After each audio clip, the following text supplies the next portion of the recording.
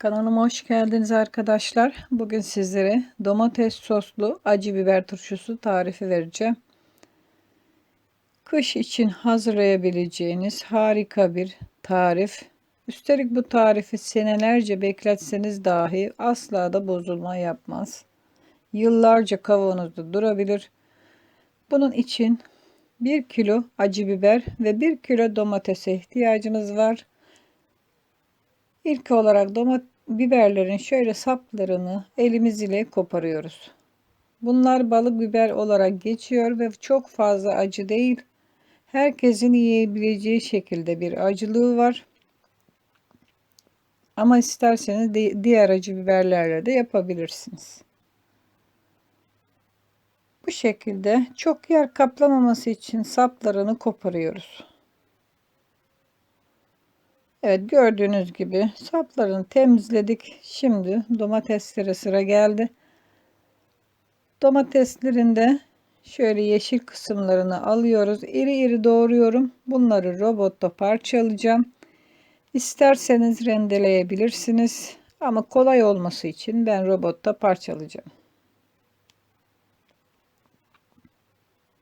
1 kilo acı bibere 1 kilo domates koyacağız arkadaşlar. Domatesiniz az ise daha az da koyabilirsiniz. Çok da önemli değil arkadaşlar. Bu şekilde iri iri doğradıktan sonra robotumda parçalıyorum.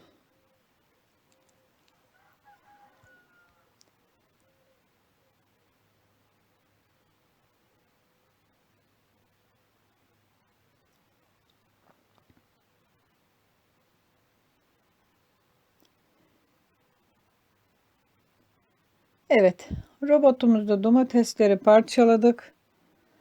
Tenceremizin içine domatesleri döküyoruz.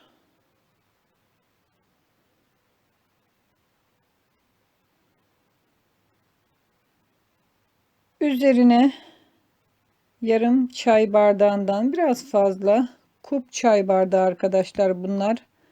Sıvı yağ, bir o kadar da sirke yine döküyorum. 1 yemek kaşığı tuz, 1 yemek kaşığı toz şeker, sarımsak, 7-8 diş sarımsak doğradım iri iri. Ve biberleri de içine bırakıyorum. Ocakta bir 5-7 dakika kadar kaynatacağım arkadaşlar.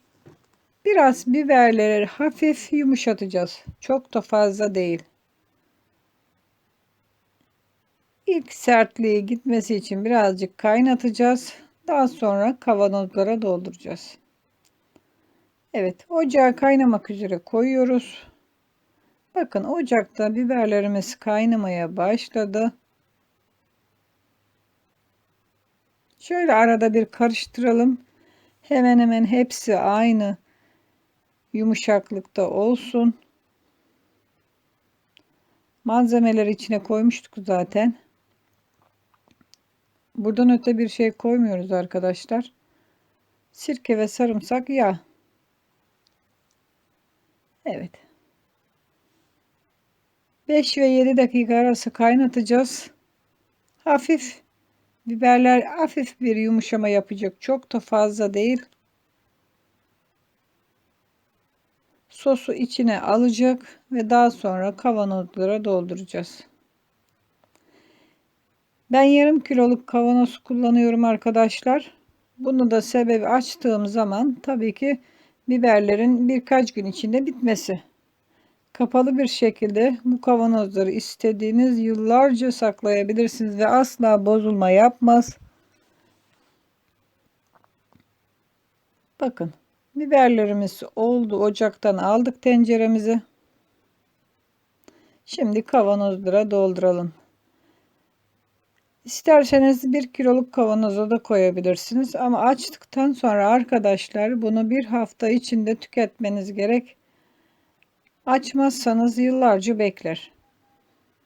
Evet, sıcak sıcak kavanozlara eşit miktarlarda dolduruyoruz. Toplamda 3 kavanozum çıktı. Yarım kiloluk 3 kavanozum çıktı.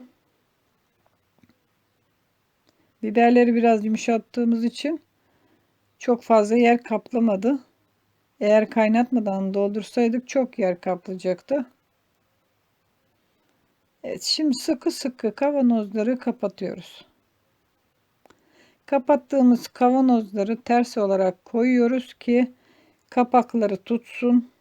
Hemen ters çeviriyoruz arkadaşlar ve bir gün bu şekilde duracak. 12 saatin sonunda yine alıp karanlık bir ortamda saklayabilirsiniz. Umarım sizler için hazırlamış olduğum acı biber turşusunu beğenmişsinizdir. Domates soslu olarak hazırladığımız, bu da fazlası, 3 kavanozdan şu kadar biraz fazlası çıktı. Tariflerimi beğeniyorsanız beğen tuşuna, kanalıma abone olmadıysanız abone ol tuşuna basmayı unutmayın. Daha birçok tarifte görüşmek üzere. Hoşça kalın.